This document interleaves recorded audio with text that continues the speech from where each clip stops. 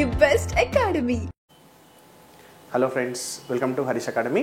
So ఈరోజు మనం ఈ వీడియోలో నేర్చుకోబోతున్న థింగ్ ఏంటంటే, మీరు కనుక ఆర్ఆర్బీ ఎన్టీపీసీ కానీ లేదా గ్రూప్ డి కానీ ప్రిపేర్ అవుతున్నటువంటి అభ్యర్థులై, లేక ఎస్ఐ కానిస్టేబుల్ ప్రిపేర్ అవుతున్నటువంటి అభ్యర్థులు అయినప్పటికీ, గ్రూప్ 4 ప్రిపేర్ అవుతున్నా, లేకపోతే మీరు ఎఫ్ఆర్ఓ ఎగ్జామినేషన్స్ కానివ్వండి, ఎఫ్బిఓ ఎగ్జామినేషన్స్ కానివ్వండి, విఆర్ఓ ఎగ్జామినేషన్స్ కానివ్వండి, సో ఏ ఎగ్జామ్ రాసినా కూడా మెయిన్గా మనం చూసినటువంటి కీలకమైన సబ్జెక్ట్ ఏంటి అని అంటే అర్థమెటిక్ పార్ట్. ఈ అర్థమెటిక్ పార్ట్లో భాగంగా మనం ఈరోజు ఓవరాల్ అర్థమెటిక్ నుంచి అసలు కొన్ని క్వశ్చన్స్ని మనం ఎలా ప్రిపేర్ అవ్వాలి, మన ప్రిపరేషన్ ప్లాన్లో ఇలాంటి క్వశ్చన్స్ ఉన్నావా లేవా అని చెప్పేసి అని ఫస్ట్ ఆఫ్ ఆల్ గమనించండి. ఇన్ కేస్ ఈ క్వశ్చన్స్ కనుక మనకి ఎగ్జామినేషన్లో వస్తే, ఆ టైమ్ ఆఫ్ ప్రజెన్స్లో మనం క్వశ్చన్స్ని ఎలా థింక్ చేయాలి, ఆ టైమ్ ఆఫ్ అటెన్షన్ దగ్గర మనము క్వశ్చన్ని ఇలా కూడా సాల్వ్ చేయొచ్చా అని చెప్పేసి అని మీకు చిన్న క్లారిటీ ఇవ్వడానికి ఈ వీడియో చేయడం జరుగుతుంది. సో దాంట్లో భాగంగా ఫస్ట్ క్వశ్చన్ చూద్దాం ఒకసారి. ద ఫస్ట్ క్వశ్చన్ ఏంటి అంటే, సో ఫ్రమ్ యావరేజెస్ నుంచి చూడండి, 3 తరగతులలోని ఏ కామా బి కామా సిలలోని విద్యార్థుల సగటు మార్కులు వరుసగా 20, 30, 25. ఏ మరియు బి అనే తరగతుల యొక్క ఉమ్మడి సగటు మార్కులు 23, బి మరియు సి అనే తరగతుల యొక్క ఉమ్మడి సగటు మార్కులు 28 అయినా ఆ 3 తరగతుల యొక్క ఉమ్మడి సగటు మార్కులు ఎన్ని అంటున్నాము. సో ఫ్రమ్ ఇంగ్లీష్ వర్షన్ వచ్చేసి క్వశ్చన్ ఏంటి అంటే, the average marks of 3 students in classes A, B and C are 20, 30, 25 respectively. The combined average marks of classes A and B are 23 and the combined average marks of classes B and C are 28. What are the combined average marks of those 3 classes? అంటే ఏ అనే ఒక తరగతి, ఓకేనా, B అనే ఒక తరగతి, C అనే ఒక తరగతి తీసుకున్నామన్నాడు. మరి ఈ ఏ కామా బి కామా సి అనే 3 తరగతుల నుంచి మనం విద్యార్థుల యొక్క యావరేజ్ మార్క్స్ ఎంత అంటున్నాడు? 20 అంట, 30 అంట, 40 అంట. 20, 30, 40 అని చెప్పేసి అంటున్నాము, ఓకేనా. ఈ 20, 30, 40ని గమనిస్తే అందులో మళ్ళీ ఏ అండ్ బి కలిసి, అంటే ఈ ఏ అండ్ బి కలిసి ఉన్నటువంటి విద్యార్థుల యొక్క సగటు మార్కులు మళ్ళీ ఎంత అని మెన్షన్ చేస్తున్నాడు ఇక్కడ మనకి? ఏ అండ్ బి ఈజ్ 23 అని చెప్పేసి అంటున్నాడు. So A and B combine కలిపి యావరేజ్ మార్క్స్ ఎంత అంటే ఏ 23 అని చెప్పేసి అంటున్నాము. ఫర్ బి అండ్ సి వచ్చేసి ఎంత అంటున్నాము అంటే 28 అని చెప్పేసి అని ఇస్తున్నాడు. బి అండ్ సి కలిపి, సో ఇది 25 కదా, సి వచ్చేసి 25 అన్నాడు, 25 వచ్చేసి బి అండ్ సికి 28 అని చెప్పేసి అని ఇచ్చాడు. అయితే ఈ 3 తరగతులకు కలిపినటువంటి ఉమ్మడి సగటు మార్కులు ఎంత అని క్వశ్చన్ చేశాడు. So question is clear, but మన ప్రాసెస్ అనేది ఎక్కడి నుంచి స్టార్ట్ చేయాలి, అసలు ఎలా స్టార్ట్ చేయాలని చెప్పేసి అని ఫస్ట్ గమనించండి. మనం ఒక యావరేజ్ కనుక్కోవాలంటే కంపల్సరీ మనకు తెలియాల్సింది ఏంటి? వాటి యొక్క మొత్తం విలువ తెలియాలి. ఆ మొత్తం అనేది ఎన్ని సంఖ్యలకి ఉంది అంటే, ఇక్కడ తరగతులను విద్యార్థుల గురించి మాట్లాడుతున్నాం కాబట్టి ఎంతమంది విద్యార్థులు ఉన్నారని చెప్పేసి తెలియాలి. మరి విద్యార్థుల సంఖ్య తెలుసుకోవడానికి నేను ఏం చేస్తున్నా అంటే, ఫస్ట్ ఆఫ్ ఆల్ ఆ ఇచ్చినటువంటి ఇన్ఫర్మేషన్లో నేను ఎలా యూజ్ చేస్తున్నా అంటే, నా అసలు ఏ అనేది, బి అనేది, సి అనేది 3 క్లాసెస్ ఉన్నాయి కదా. ఈ 3 క్లాసెస్లో విద్యార్థుల యొక్క యావరేజ్ ఎలా ఉన్నాయి? 21, 30 1, 25 1 అని చెప్పేసి అని ఇచ్చాము. 20, 30, 25గా ఇవ్వడం జరిగింది. మరి 20, 30 అంటే ఈ ఏ కామా బీలు కలిసినటువంటి ఉమ్మడి సగటు ఎంత అంటున్నా? 23 కదా. నేను ఇక్కడ 23 అని చెప్పేసి అని రాస్తున్నాను. అలిగేషన్ ఫర్ ఏ అండ్ బీకి రాస్తున్నాను. Coming to B and C check చేస్తే, మరి బి అండ్ సిలో యొక్క యావరేజ్ అనేది ఎంత ఉందంటున్నాము? 28 కదా. మరి బి అండ్ సిలకు ఎంత ఉందంటే 28 అని చెప్పేసి రాస్తున్నాము. మరి ఇప్పుడు ఈ క్వశ్చన్లో మనం ఫస్ట్ ఆఫ్ ఆల్ ఏబిసిల యొక్క ఉమ్మడి అంటే విద్యార్థుల యొక్క విలువను కనుక్కోవాలి. అంటే విద్యార్థుల యొక్క సంఖ్య ఏ క్లాస్లో ఎంతమంది ఉన్నారని చెప్పేసి ఫస్ట్ కనుక్కుంటున్నాం. మరి కనుక్కోవడం అనేది ఎలా అంటే, ఈ 30, 23కి డిఫరెన్స్ ఎంత? 7. 20, 23 డిఫరెన్స్ ఎంత? 3 అని రాస్తున్నాను.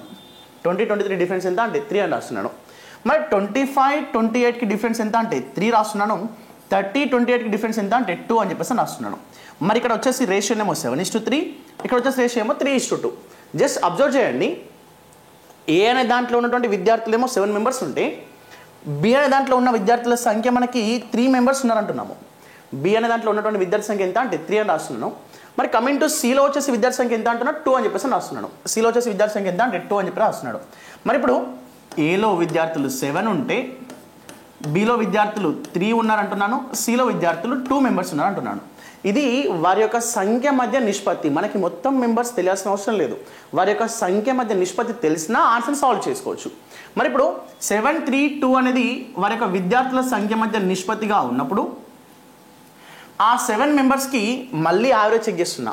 ఏలో ఉన్నటువంటి 7 మెంబర్స్కి యావరేజ్ ఎంత ఉంది? 20 కదా. 7 మెంబర్స్కి 20 ఉంది. అండ్ 3 మెంబర్స్కి ఎంత ఉంది? బిలో ఉన్నది 3 మెంబర్సే కాబట్టి 3 మెంబర్స్కి 30 అని చెప్పేసి రాస్తున్నాను. అండ్ ఫర్ సి మెంబర్స్కి, సిలో ఉన్నటువంటి మెంబర్స్ ఎంత అంటే 20, సిలో ఉన్న మెంబర్స్కి ఒక యావరేజ్ ఎంత అంటే 25 కదా.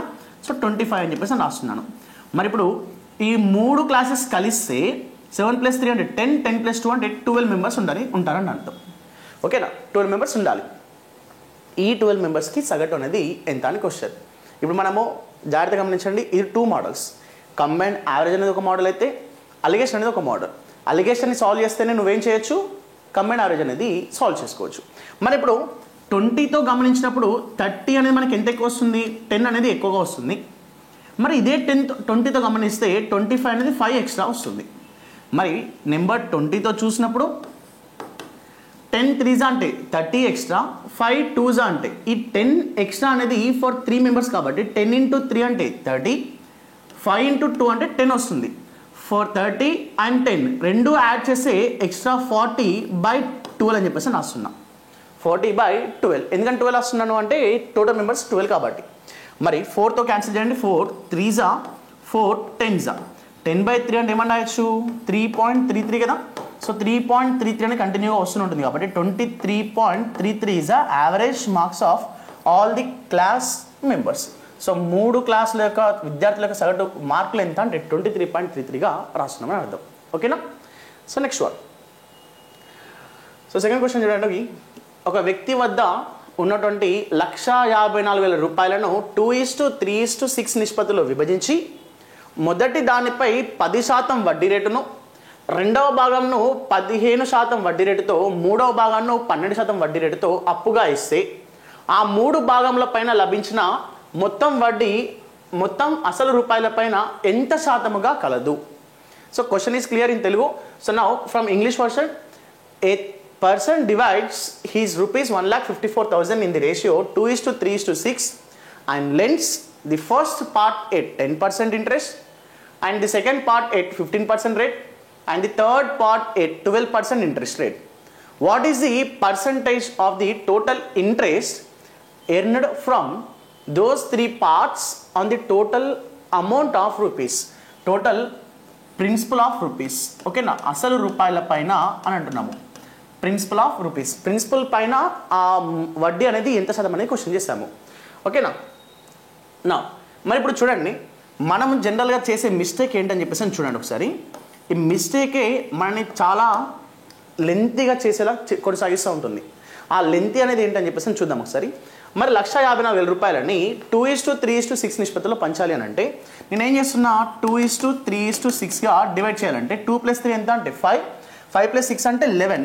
టోటల్ 11 పార్ట్స్గా డివైడ్ చేస్తూ 11 1s 11, 11 4s 44, 14,000 × 2 అంటే 28,000, 14 3s అంటే 42,000, 14 6 అంటే 84,000గా రాస్తున్నాను. అంటే ఫస్ట్ పార్ట్లో 24, సెకండ్ పార్ట్లో 42, థర్డ్ పార్ట్లో 84,000 రూపీస్ అనేది మనం అప్పుగా ఇచ్చినటువంటి అసలు రూపాయలు. మరి ఈ ఫస్ట్ పార్ట్ని మనం ఎంత పర్సెంటేజ్కి ఇస్తున్నామంటున్నాడు? The first part at 10% of the interest rate అంటున్నాము. మరి 10% వడ్డీగా ఇస్తున్నాం అన్నాడు కాబట్టి 10% అనేది ఎంత అని అనుకుంటున్నా. ఫర్ సెకండ్ పార్ట్ అనేది ఎంత పర్సెంట్ ఉంది? 20% కాబట్టి 20/100గా రాస్తున్నా. ఫర్ థర్డ్ పార్ట్ అనేది సెకండ్ పర్సెంట్ వచ్చేసి ఎంత ఉంది? 15% కదా. So sorry, I'm writing is here 15%. And coming to third part వచ్చేసి 12% మాత్రమే ఉంది కాబట్టి థర్డ్ పార్ట్ని 12% పార్ట్స్గా రాస్తున్నాను. మరి వచ్చే ఇంట్రెస్ట్ అనేది కనుక్కోనండి. జీరోస్కి గెట్ క్యాన్సిల్. ఓకేనా? జీరోస్కి జీరోస్ అనేది గెట్ క్యాన్సిల్ అవుతుంది. ఈ జీరోస్కి జీరోస్ గెట్ క్యాన్సిల్, జీరోస్కి జీరోస్ గెట్ క్యాన్సిల్ చేశాక మనకు వచ్చే వాల్యూ ఏముంటుంది? 280 10s అంటే 2800, 42 15s అంటే 42 15s 6,300. ఓకేనా? నెక్స్ట్ వన్ ఇక్కడ వచ్చేసి ఎంత వస్తుందంటే 12 × 84 అంటే 12 8s 96, 960 48 1008 1008 80 అనేది వస్తుంది 10,080 రూపీస్ అనేది రావాలి. ఓకేనా 12 8s 96 960 12 4s 48 48 1008. ఓకేనా సో మనకి వచ్చినటువంటి ఇంట్రెస్ట్ ఈ ఇంట్రెస్ట్ అన్నీ కలిపితే 0 8 3 + 8 అంటే 11 అండ్ 6 + 2 + 1 అంటే 9 1. మరి వచ్చిన మొత్తం వడ్డీ ఎంత అంటే 19,180 రూపాయలు. మరి ఈ 19,180 రూపాయలు అనేది మనం పెట్టిన పెట్టుబడి ఏదైతే ఉంటుందో మనం పెట్టిన పెట్టుబడి ఎంత ఉంది 1,54,000 రూపీస్లో ఎంత శాతం అనేది మనకి ఇచ్చినటువంటి క్వశ్చన్. ఓకేనా చూడండి 19,180. ఓకేనా సో 8 + 3 అంటే 11 8. So clear. మరి చెక్ చేద్దాం 2 zeros కి 2 zeros 1 0కి 1 0 మరి క్యాన్సిల్ చేశాక నా మరి ఇక్కడ చూడండి 14 1s 14 1s వస్తుంది 14 1s 14 14 1s 14 14తో క్యాన్సిల్ చేస్తే 14 1s 14 5 1 ఉంటుంది 14 3s 42 42 అంటే 98 ఉంటుంది 14 7s 98 147/11 అంటే 11 13s 143 143 అని అంటే రిమైనింగ్ ఎంత ఉంటుంది 4 ఉంటుంది కాబట్టి 40 40 అంటే 14 3s 43 సో 11 3s 33 33 అన్నాక రిమైనింగ్ ఎంత వస్తుంది మళ్ళీ రిమైనింగ్ 70 అంటే 11 6 వస్తుంది. మరి ఇప్పుడు మనకి రావాల్సిన వాల్యూ ఎంత అంటే 13.33.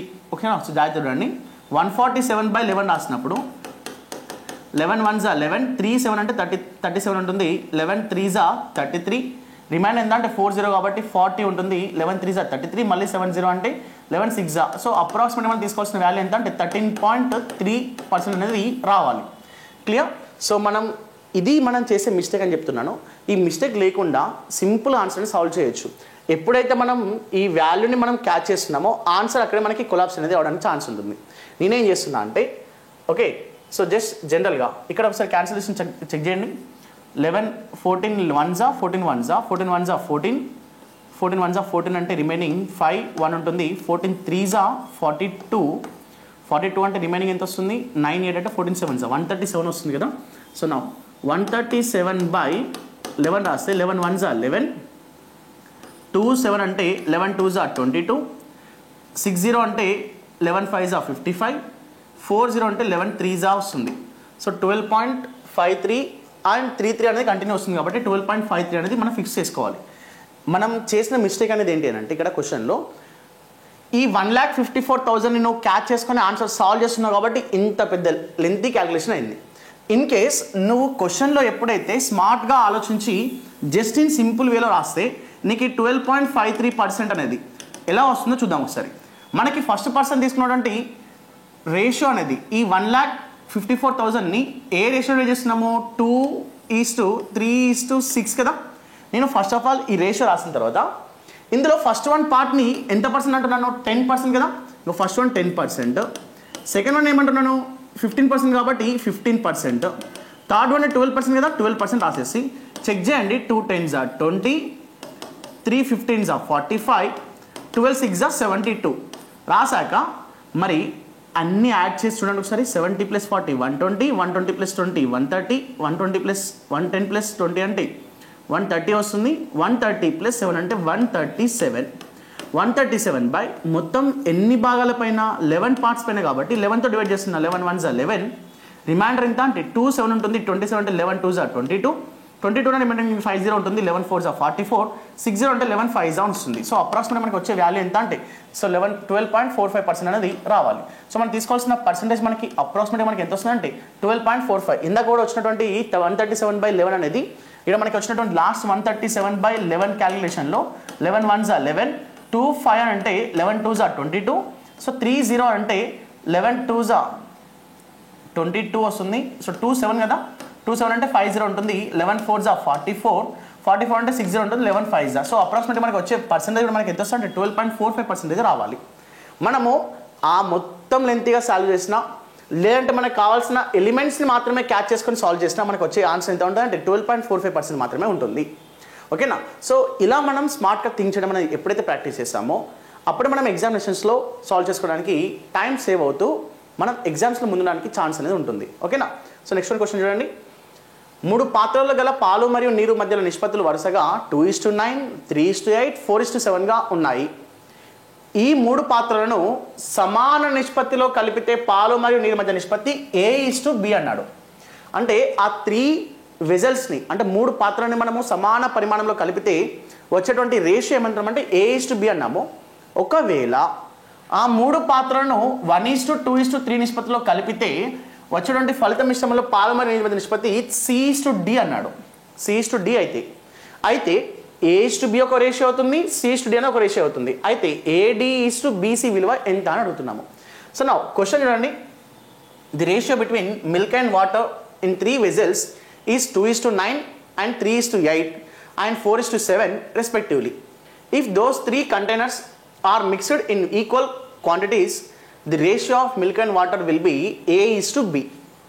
If those 3 vessels are mixed in the ratio of 1:2:3, the ratio of milk and water in the resulting mixture is C:D. Then what is the value of AD:BC అని అడుగుతున్నాము. So conditions first of all ఈ మూడింటి యొక్క ratio రాద్దాము. ఏలో మనకు ఉన్నటువంటి ratio ఎంత ఉంది? 2:9 ఉంది. బిలో రేషియో ఎంత ఉంది? 3:8 అనేది ఉంది. సిలో వచ్చేసి 4:7 అనేది ఉంది అంటున్నాము. మరి ఈ మూడింటిని సమాన పరిమాణంలో కలిపినప్పుడు మనకు వచ్చే రేషియో ఎంత అంటున్నామంటే A:B అని చెప్పేసి అంటున్నాము. ఓకేనా? సో 3 పాత్రలు అనేది మనము PQ అనుకోవడం ఉత్తమము. ఎందుకంటే అక్కడ ఇచ్చిన రేషియో అనేది ABలలో ఇచ్చాడు కాబట్టి. మరి ఈ 3 పాత్రలని సమాన పరిమాణంలో కలిపినప్పుడు అని అంటే 2+9 ఎంత? 11 వస్తుంది. 3+8 అనేది 11 వస్తుంది. 4+7 కూడా 11 వస్తుంది. సమాన పరిమాణము ఉన్నప్పుడు కలిపితే అన్నాడు కాబట్టి మరి వీటిని ఇలానే కలిపితే P+Q+R రాసినప్పుడు అంట వచ్చే రేషియో A:B అని చెప్పేసి అన్నాడు కాబట్టి మరి ఇప్పుడు ఇవన్నీ కలుపుతున్నప్పుడు 4+3 అంటే 7, 7+2 అంటే 9 రేషియో, 7+8 అంటే 15, 15+9 అంటే 24 వస్తుంది. 24 వచ్చినప్పుడు 3 3s 3 8s అని చెప్పేసి రాస్తున్నాను. సో వచ్చే రేషియో ఎంత అంటే 3:8 కింద రాయాలి. సో ఎప్పుడైతే వీటిని సమాన పరిమాణంలో కలుపుతున్నప్పుడు వచ్చే రేషియో A:B కాబట్టి ఏమని వస్తున్నా 3:8 అని రాస్తున్నాం. ఇది ఒక కండిషన్ అయిపోయింది. కానీ ఇంకో కండిషన్ మనకి ఇచ్చాడు ఇక్కడ. ఏమని చెప్పేసానంటే వీటిని మనం 1:2:3 నిష్పత్తిలో పంచితే అంటే దీన్ని ఒకసారి తీసుకున్నప్పుడు, దీన్ని రెండోసారి తీసుకున్నప్పుడు, దీన్ని మూడోసారి తీసుకున్నప్పుడు మనం కలిపితే ఏర్పడే రేషియో అన్నాడు. మరి ఒకసారి తీసుకుంటేనేమో 2:9 అలానే ఉంటుంది. 2 సార్లు తీసుకుంటే 6:16 వస్తుంది. 3 2s 6, 8 2s 16 వస్తుంది. మరి 3 సార్లు తీసుకుంటే 4 3s 12, 7 3s 21 వస్తుంది. వీటిని ఇలా కలిపినప్పుడు 1:2:3 నిష్పత్తిలో కలిపితే అంటే ఒకసారి 2 సార్లు 3 సార్లు కలుపుతూ తీసుకున్నట్లయితే వచ్చేటువంటి రేషియో ఎంత అంటున్నాడు? C:D అని చెప్పేసి అన్నాడు. మరి C:D అని చెప్పేసి లెక్కేసినప్పుడు 2+6 అంటే 8, 8+12 అంటే 20 వస్తుంది. నెక్స్ట్ వన్ 21+16 37, 37+9 అంటే 46 అనేది వస్తుంది. ఓకేనా? 21+9 30, 30+16 అంటే 46. ఇక్కడ చెక్ చేయండి. 2 10s 2 23s 2 10s 2 23s. మరి మనకు కావాల్సిన రేషియో అనేది AD:BC అన్నాడు. AD:BC అని అంటే A అంటే వాల్యూ ఎంత ఉంది? 3 కదా. 3 ఇంటూ మరి D అంటే వాల్యూ ఎంత ఉంది? 23 కదా. సో 23 రాస్తున్నాను. 23 మరి B అంటే వాల్యూ ఎంత వచ్చింది మనకి? B అంటే 8 ఇంటూ వాట్ అబౌట్ C అని అంటే 10 కాబట్టి 10 అని రాస్తున్నాను. మరి చెక్ చేయండి. 3 టేబుల్లో కానీ 8 10 అనేది క్యాన్సిల్ అవ్వదు.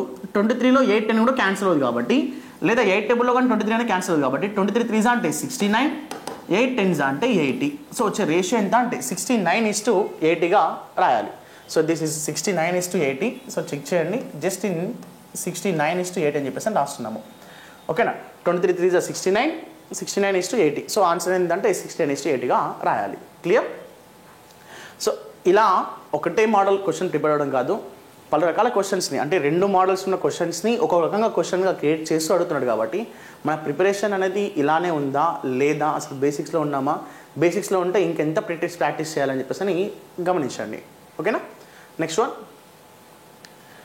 4:5 నిష్పత్తిలో పాలు నీరు కలిగిన మిశ్రమం నుండి 18 లీటర్ల మిశ్రమాన్ని తొలగించి అంతే పరిమాణంలో పాలను కలిపితే ఫలిత మిశ్రమంలో పాలు నీరు మధ్య నిష్పత్తి 6:5గా మారుతుంది.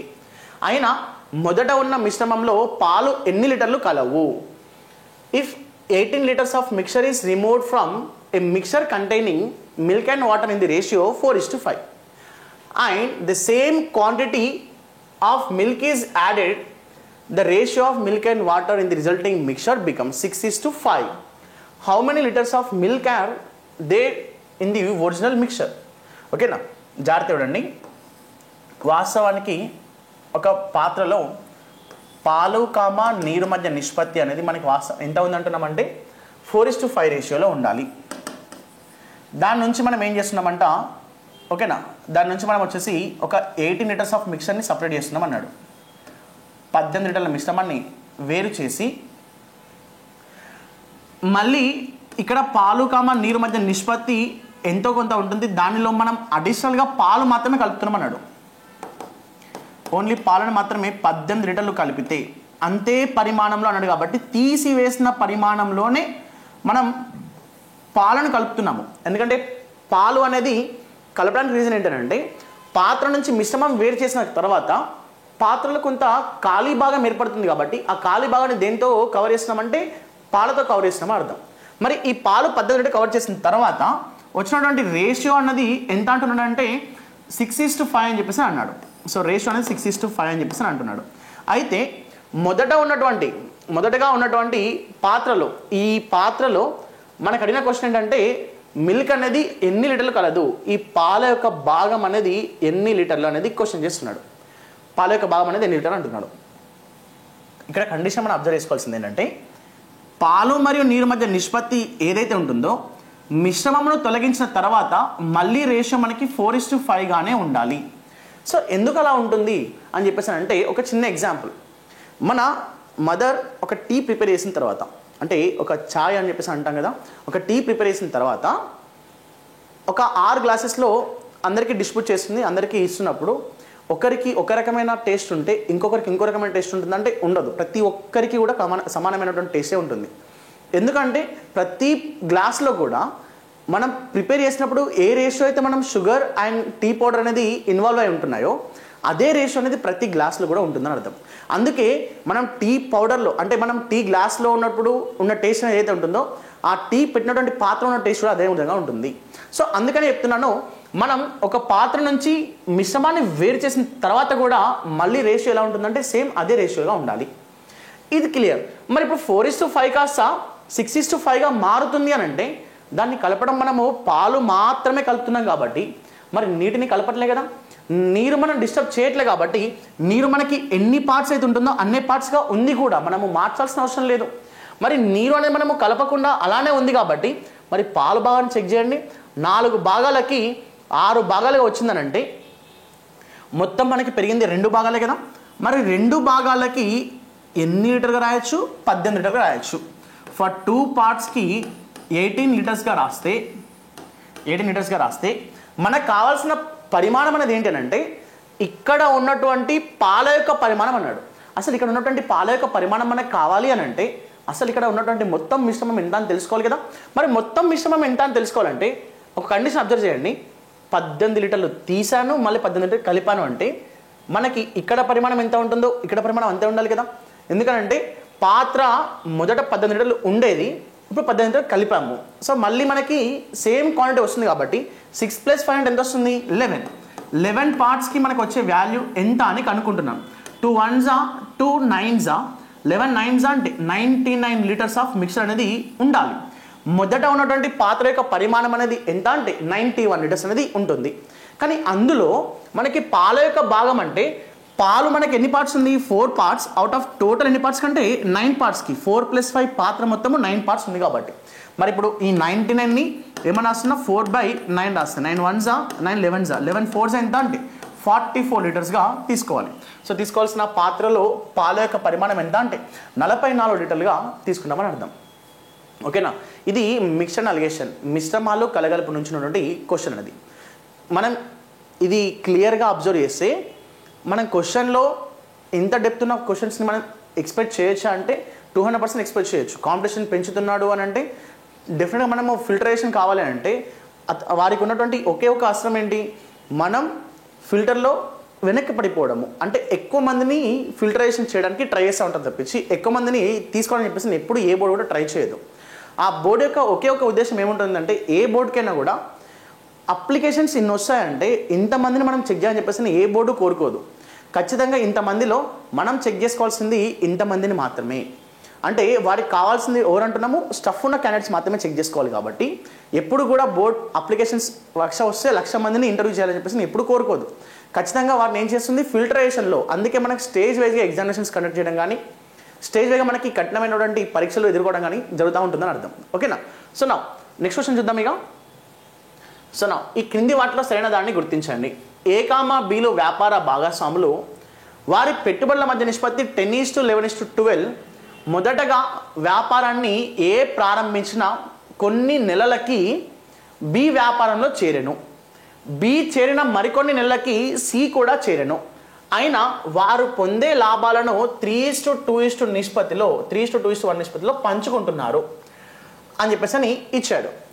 ఓకేనా. ఇది first statement. Second one, A, B వ్యాపార భాగస్వాములు. B నిజ భాగస్వామిగా పని చేయనందుకు గాను అతని వాటాలో 1/10 తగ్గించి పొందే విధంగా నిర్ణయించారు. అందుకు గాను B 9,000 రూపాయల లాభం పొందెను. అయినా వారు పొందిన మొత్తం లాభం అనేది ఎంత మొత్తం లాభం అనేది 19,000 అని చెప్పేసి అంటున్నాడు. ఓకేనా. సో ఈ రెండు స్టేట్మెంట్స్ ప్రకారము ఏది సరైనది ఏది తప్పు అని చెప్పేసి క్వశ్చన్ చేస్తున్నాము. ఫస్ట్ వన్ సరైనదా, సెకండ్ వన్ సరైనదా, 1 and 2 సరైనది, 1 and 2 రెండు కూడా సరి కావని చెప్పేసి క్వశ్చన్ చేస్తున్నాం. ఇంగ్లీష్ వర్షన్ చూడండి. A and B are business partners. The ratio between their investments is 10:11:12. B joined the business a few months after A started the business. A few months after B joined, C also joined. They will share the profits in the ratio 3:2:1. Okay. And second one వచ్చేసి A and B are business partners. For B not working as a real partner, which means an active partner, his share was decided to be reduced to 1/10 of his share. For that, B got profit 19,000 in total profit earned by them. ఓకేనా. So ఇది మనకి ఇచ్చిన క్వశ్చన్లో first one సరైనదా second one సరైనదా అని చెప్పేసి అంటే ఫస్ట్ వన్ రాంగ్ అని చెప్పేసి చెప్తున్నాను. సో ఎలా సార్ డైరెక్ట్ అలా చెప్పొచ్చు అంటే ఇన్ సింపుల్ వే, ఒక వ్యక్తి యొక్క లాభాన్ని ఎప్పుడు కూడా మనం ఎలా డిసైడ్ చేయొచ్చు అంటే అతను పెట్టిన పెట్టుబడి అనేది ఎంతకాలం ఉంది అని చెప్పేసి అని తెలిస్తేనే డిసైడ్ చేయొచ్చు. ఇప్పుడు ఒక పర్సన్ 1,00,000 రూపాయలు ఇన్వెస్ట్మెంట్ చేశాడు, సెకండ్ పర్సన్ 2 lakhs ఇన్వెస్ట్మెంట్ చేశాడు. మరి సెకండ్ పర్సన్ ఒక 6 నెలలు వర్క్ చేశాడు అన్నప్పుడు ఫస్ట్ పర్సన్ యొక్క టైం కూడా మనకు తెలియాలి కదా. టైం తెలియకుండా లాభం యొక్క విలువను మనం ఎక్స్పెక్ట్ చేయొచ్చు అంటే చెప్పడానికి ఛాన్స్ అనేది ఉండదు. ఇన్వెస్ట్మెంట్ ఉండి ప్రాఫిట్ అనేది మనం డిసైడ్ చేయాలి అంటే పర్సన్స్ కంపల్సరీ సమాన సమయము బిజినెస్లో ఉండాలి. అంటే ఏ అనే పర్సన్ బిజినెస్లో 1 year ఉంటే బి అనే పర్సన్ కూడా బిజినెస్లో 1 year ఉండాలి కంపల్సరీ. అలా ఇద్దరు కూడా 1 year అంటే సమాన సమయము. అంటే ఒకవేళ 8 months ఉంటే బి కూడా 8 months ఉండొచ్చు. లేదా ఏ అనే పర్సన్ ఒక 1.5 year ఉన్నాడు అనుకోండి, బి కూడా 1.5 year అనేది కంపల్సరీ బిజినెస్లో ఇన్వాల్వ్ అవ్వాలి. అంటే ఒకే రకమైన సమయము ఇన్వెస్ట్మెంట్ చేస్తే అప్పుడు ఇన్వెస్ట్మెంట్ రేషియో అనేది ప్రాఫిట్ రేషియో కింద రాయొచ్చు. కానీ ఇక్కడ ఇచ్చిన క్వశ్చన్లో కొన్ని నెలలకు వచ్చాడన్నాము. ఎన్ని నెలలకు తెలుసా అంటే తెలీదు. సరే పూర్తిగా ఎన్ని నెలలు బిజినెస్ జరిగిందో తెలుసా అంటే తెలియదు. మరి without time we cannot decide the profit of persons. మనం ప్రాఫిట్ అనేది పర్సన్స్ మధ్యలో ఎప్పుడు డిసైడ్ చేయడానికి ఛాన్స్ అనేది ఉండదు, ఎప్పుడు ఆ కాలం అనేది మనకి ఎప్పుడు కూడా మెన్షన్ చేయకపోతే. సో అందుకే చెప్తున్నాను, ఫస్ట్ వన్ క్వశ్చన్లో మనకి టైం అనేది ఎక్కడా మెన్షన్ చేయలేదు కాబట్టి వితౌట్ టైం మనము ఫస్ట్ వన్ సరైనది అని చెప్పేసి చెప్పడానికి ఛాన్స్ లేదు. సో ఫస్ట్ వన్ అయితే రాంగ్ అని చెప్పేసి రాస్తున్నాను. సో సెకండ్ వన్ కరెక్టా కాదా మనకు తెలియదు ఇంకా. సో కొన్ని క్వశ్చన్ డిస్కస్ చేద్దాము. సో క్వశ్చన్ చూద్దాం ఒకసారి. A, Bలు అనేది ఒక వ్యాపార భాగస్వాములు. బి నిజ భాగస్వామిగా పని చేయనందుకు గాను అతని వాటాలో 1/10 తగ్గించి పొందే విధంగా నిర్ణయించారు. అందుకు గాను బి 9,000 రూపాయల లాభం పొందెను. అయినా వారు పొందిన లాభాల మొత్తము అనేది 19,000 రూపాయలు అన్నాము. మరి ఒకసారి గమనించండి, వారి ఇన్వెస్ట్మెంట్ రేషియో తెలియదు, వారి యొక్క ప్రాఫిట్ రేషియో కూడా తెలియదు. మనకి ఇన్వెస్ట్మెంట్ రేషియో తెలిసినా, ప్రాఫిట్ రేషియో తెలిసినా, ఒక వ్యక్తి యొక్క భాగాన్ని మనం తగ్గిస్తున్నాము అనడానికి మనం రేషియో క్రియేట్ చేయాలంటే ఆ ఇద్దరి మధ్య పెట్టుబడి నిష్పత్తి కానీ, లాభాల మధ్య నిష్పత్తి కానీ కంపల్సరీ తెలియాల్సిందే. మరి ఈ రెండిట్లో ఎటువంటి విలువ లేదు కాబట్టి మనం ఆ విలువను మనం కనుక్కునే ఛాన్స్ ఉందంటే ఇది కూడా మనం కనుక్కోవడానికి ఛాన్స్ అనేది లేదు. అంటే ఇన్ఫర్మేషన్ సరైన వ్యాలిడ్గా లేదు కాబట్టి రెండు కూడా సరైనది అని చెప్పేసి చెప్పడానికి మనకి లేదు కాబట్టి రెండు కూడా ఇన్కరెక్ట్, 1 and 2 ఆర్ ఇన్కరెక్ట్ అని చెప్పేసి అని చెప్తామని అర్థం. ఓకేనా?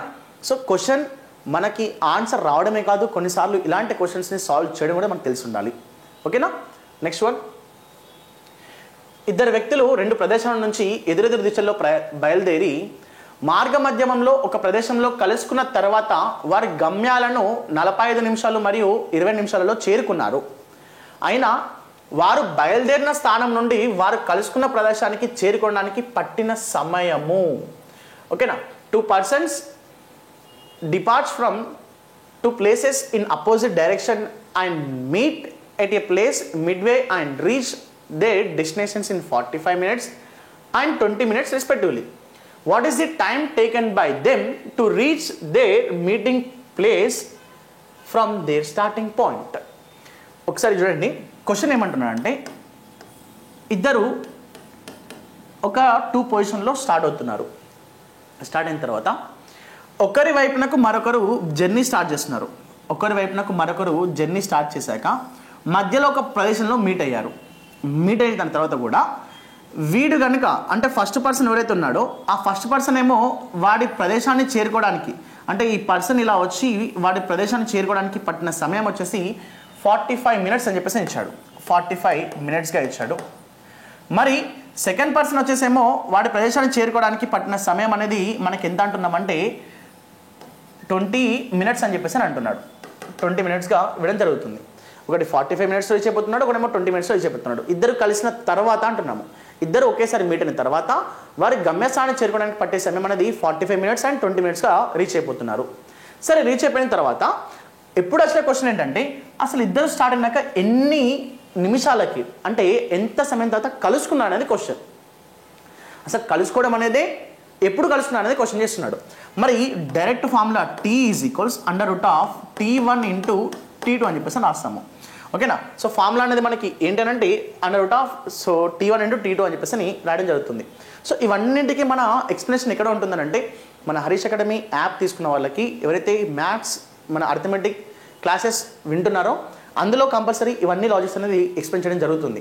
ఓకేనా? సో ఇప్పుడు మనము ఈ ఫార్ములా సబ్మిట్ చేసినప్పుడు T1 ఎంత ఉంది 45, T2 ఎంత ఉంది 20. మరి 45 × 20 అని అంటే సో వచ్చే వాల్యూ ఎంత √900. మరి 900 ఎంత వస్తుంది 30 minutesలో రీచ్ అయిపోతున్నారు అర్థం.